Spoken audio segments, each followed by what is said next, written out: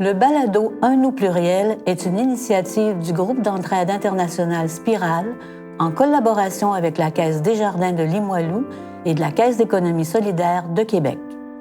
Notre balado est la dernière étape du projet Un nous pluriel, débuté en 2019 sous la forme du Théâtre Forum, cherchant à mettre en lumière et à explorer les différents enjeux que vivent les personnes issues de la diversité.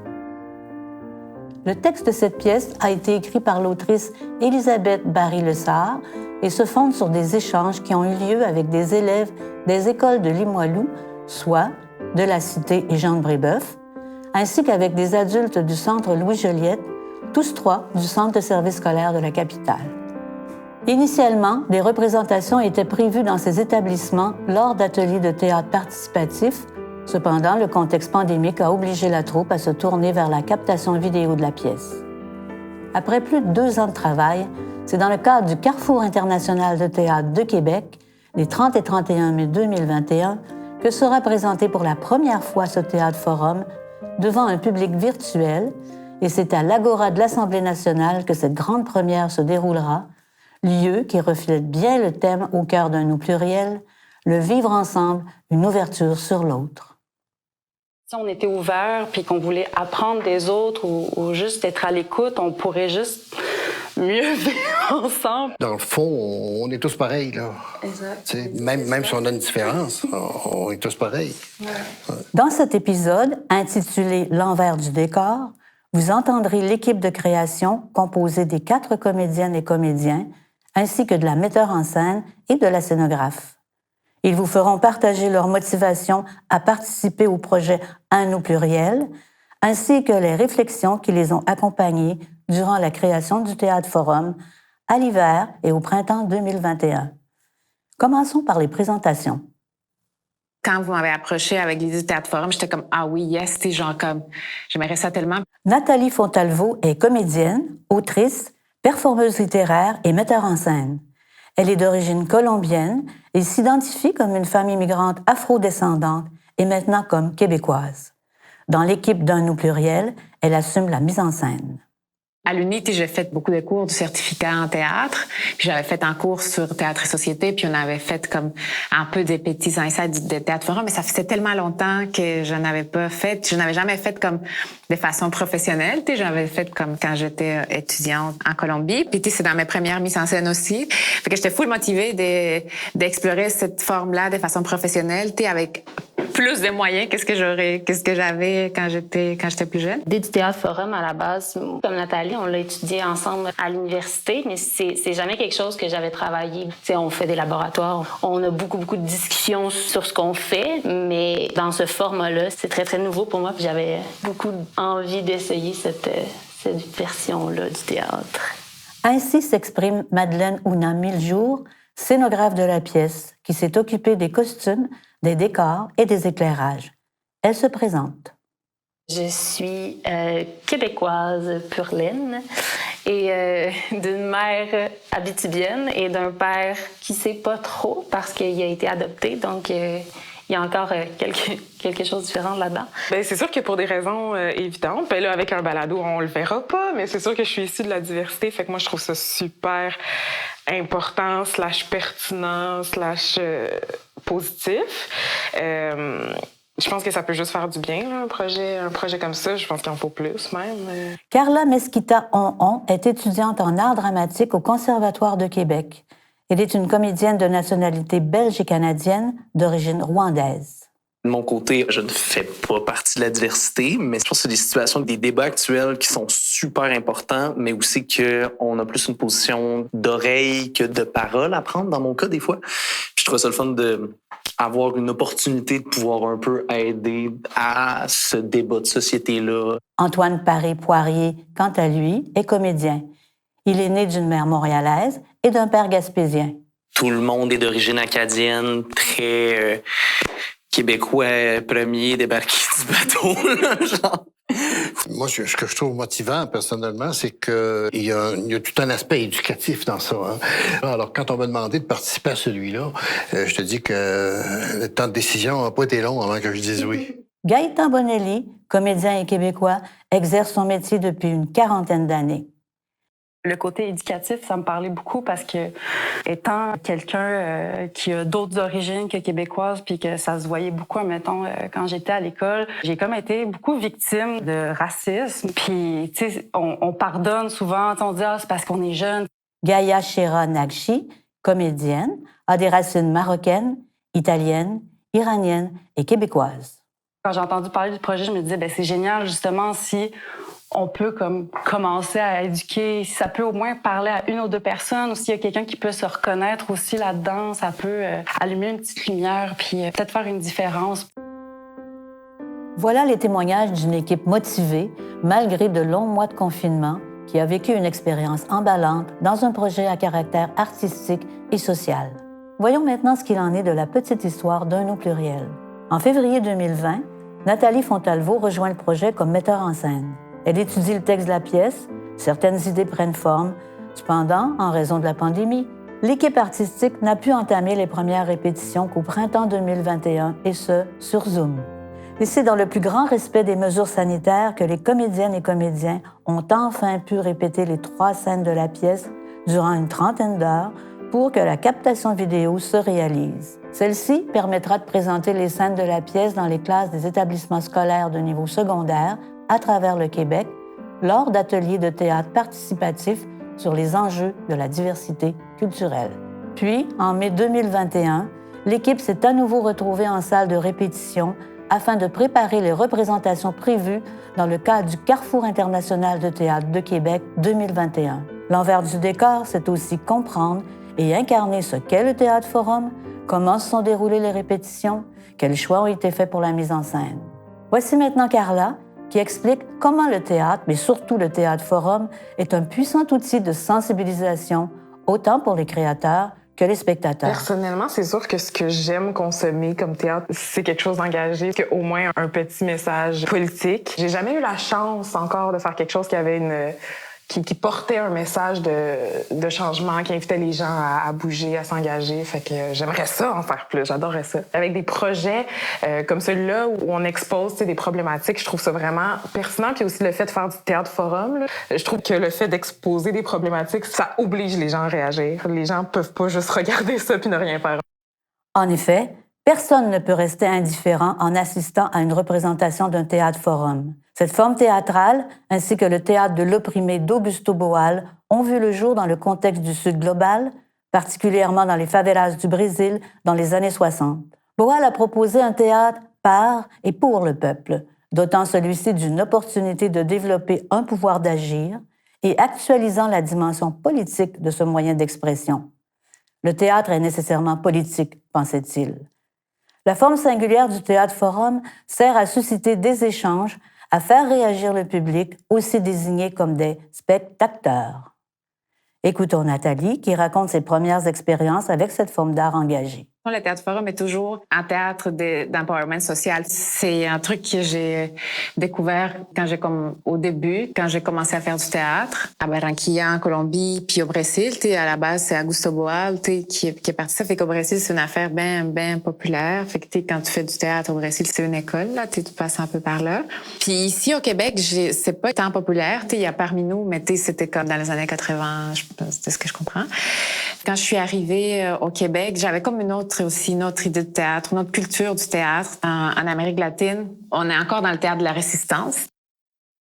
La force de l'équipe se trouve d'ailleurs dans leur façon d'intégrer les valeurs du théâtre forum à leur façon de travailler. La parole de chacune et de chacun est prise en compte et cela fait partie du processus créatif qui valorise la participation de toutes et de tous plutôt qu'une logique hiérarchisée. Nathalie et Madeleine en discutent. Comment on travaille, c'est comment on change le monde.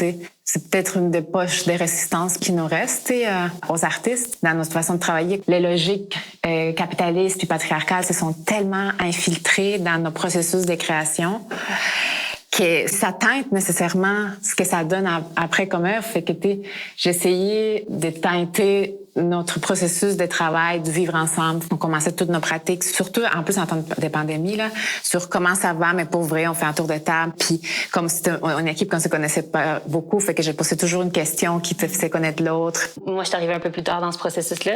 Ça m'a tout de suite surpris, mais j'ai embarqué rapidement parce que À la base, j'adore travailler avec toi, Nat. Cette facilité-là qu'on a à discuter, ça revenait avec le reste de l'équipe. Ils sont prêtés au jeu, fait que je pense que ça a fait en sorte que même si on n'a pas eu beaucoup d'heures de répète, on s'est comme rapidement mis ensemble.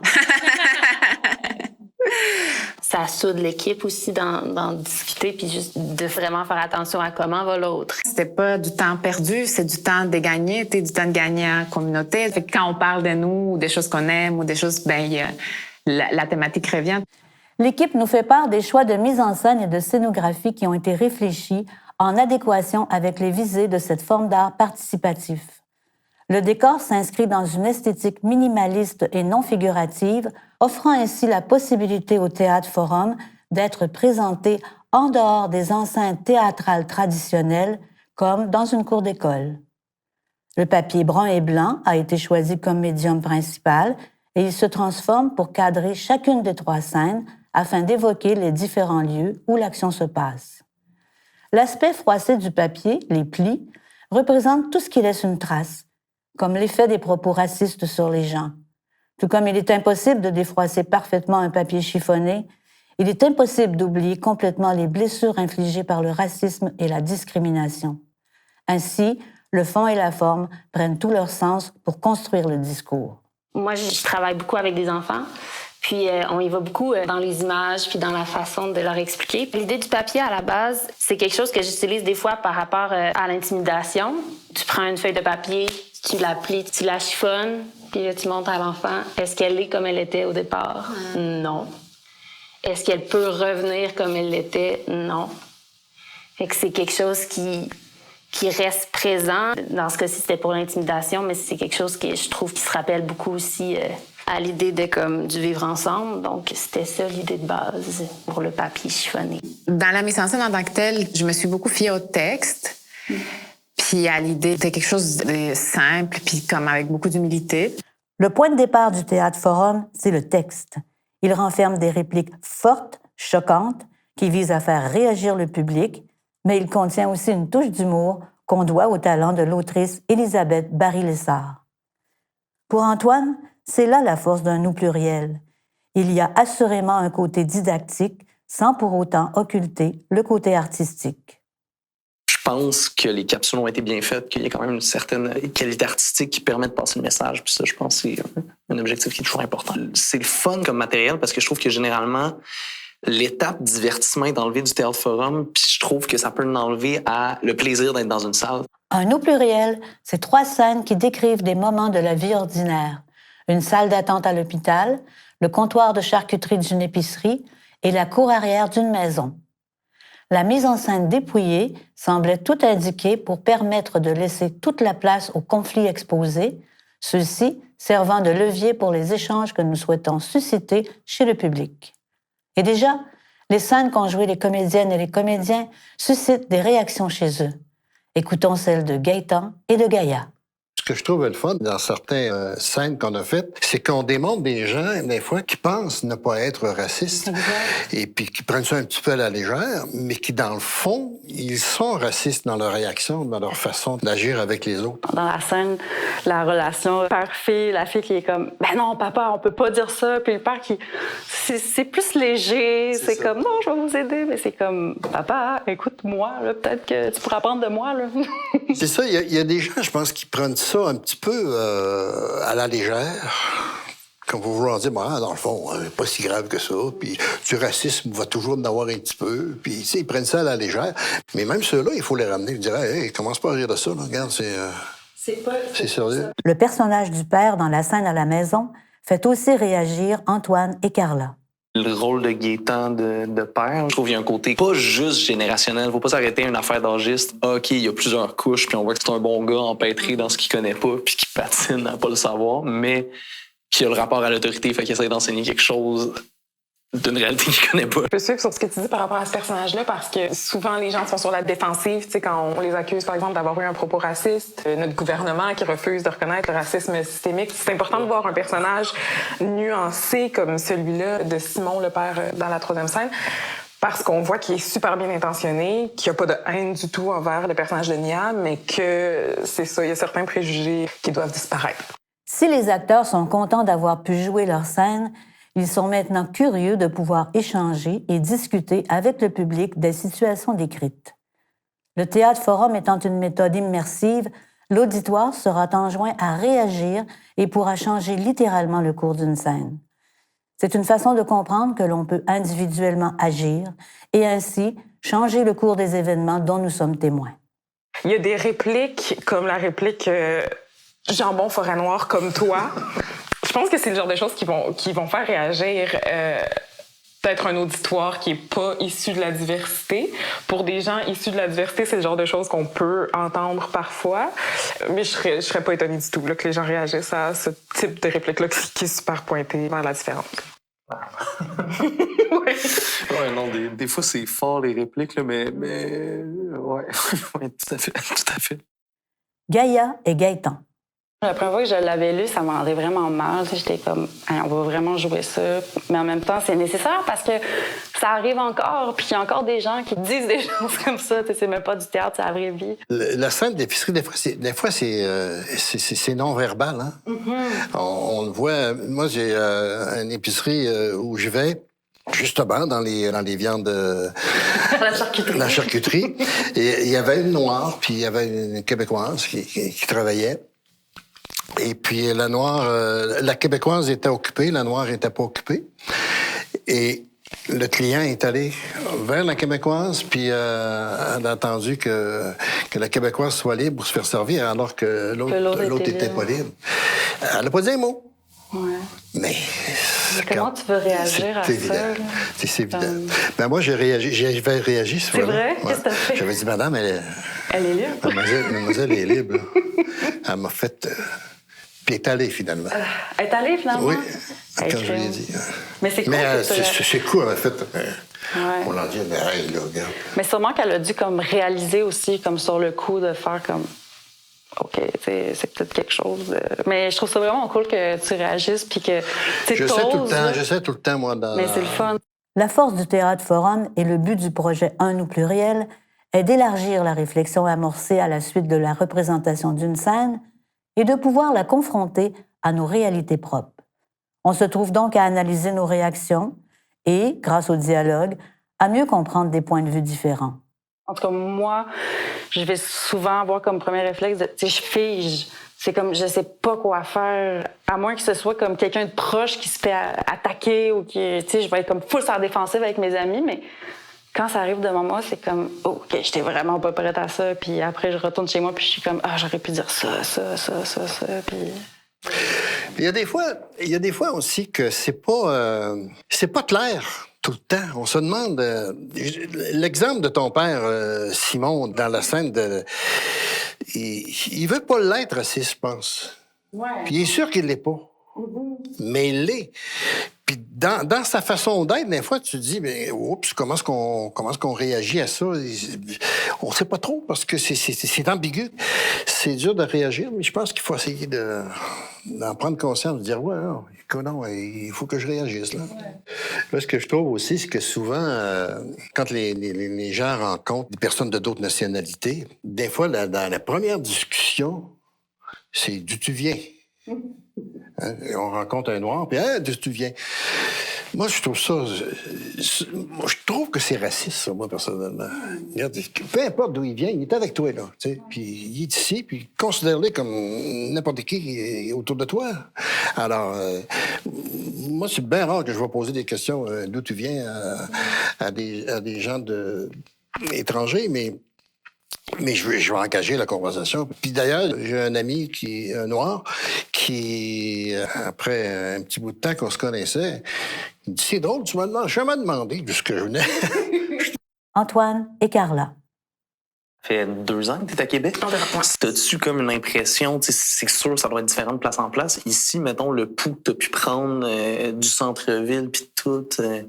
C'est très différent, j'ai l'impression, ce que je vis, dans le sens que quand je croise quelqu'un qui est issu de la diversité, j'ai l'impression qu'on a comme un regard, on a comme une petite connexion, dans le sens qu'on n'est pas beaucoup. C'est ce que je ressens, là. J'ai l'impression qu'on se salue, qu'on comprend, qu'on n'est pas beaucoup. Alors qu'avant, je croisais des gens de partout, puis c'était vraiment dans mon quotidien, là, je dirais que, surtout d'étudiants en théâtre aussi, là, je dirais que je me sens assez seule, tu sais, dans mon milieu.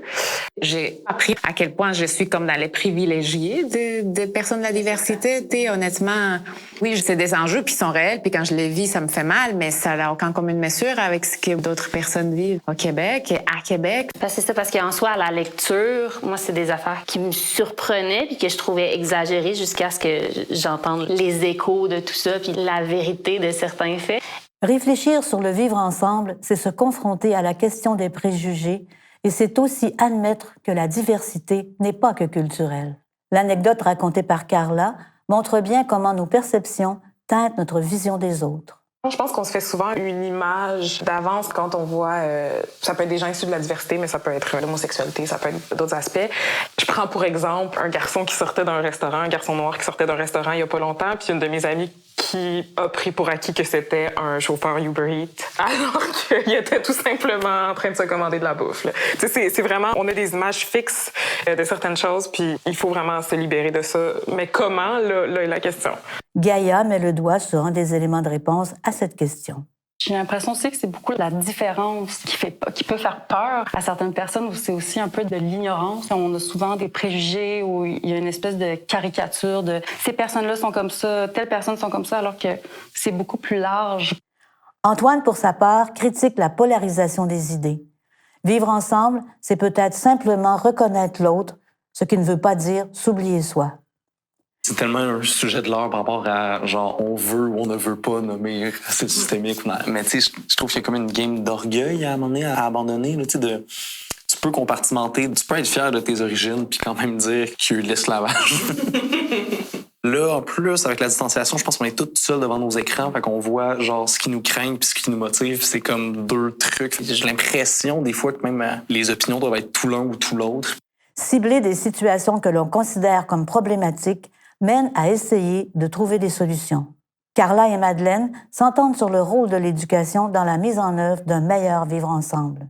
Ne serait-ce que de changer sa façon de nommer la couleur d'un crayon Crayola. C'est une grosse question, là, comment remédier à ce genre de problème-là. Mais je pense aussi que dans l'approche, il y a certaines autorités comme des enseignants qui doivent peut-être changer leur manière d'aborder, d'éviter les préjugés. Avec les enfants, tu sais, des fois, un crayon, tu l'appelles la couleur peau. Tu sais, et la couleur peau, elle est beige pour la plupart des enfants, alors que tu prends le temps. Ben moi, je prends le temps souvent avec les jeunes de faire comme, ben non, regarde, sa peau est d'une couleur différente. C'est beige, c'est pas la couleur générale de tout le monde. Arriver à ces changements nécessitera assurément qu'on se parle entre nous. Antoine et Nathalie en discutent. Je pense que le dialogue peut passer autrement, plus avec un peu de douceur, bordel de merde. Les outils pour discuter. Comment discuter pour pas se blesser? Ça s'apprend. C'est pas sorcier, tu sais, c'est pas genre gêné avec ça, c'est pas, il y a pas des magiciens de discuter puis de parler de ses besoins, tu sais, c'est comme toutes les autres affaires dans la vie. Et pour apprendre, Gaïa et Gaétan sont catégoriques. Curiosité et audace.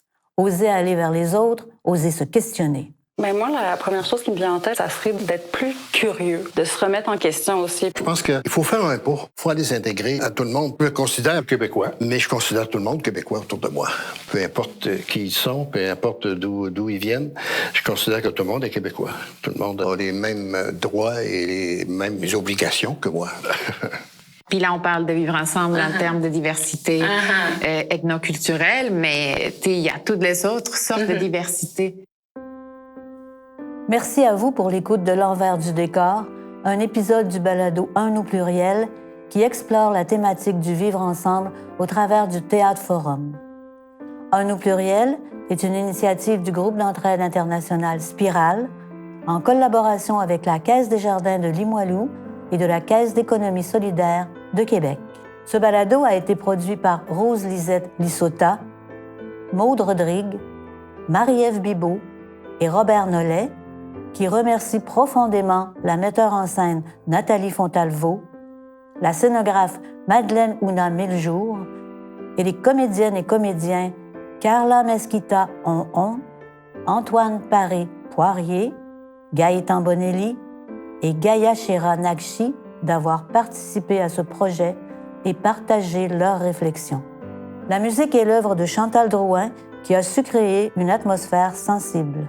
Merci aux bénévoles qui se sont investis dans l'écoute des heures d'entrevue et ont élaboré le séquençage des dialogues. Jacques Boulanger, Sarah Tong-Hondo, Dominique Laberge. Merci à Ludovic Fleury des productions Phare Bleu, ainsi qu'à Jacques Boulanger, bénévole pour l'ensemble du travail de sonorisation et mixage de ce balado. Narration, André Racine.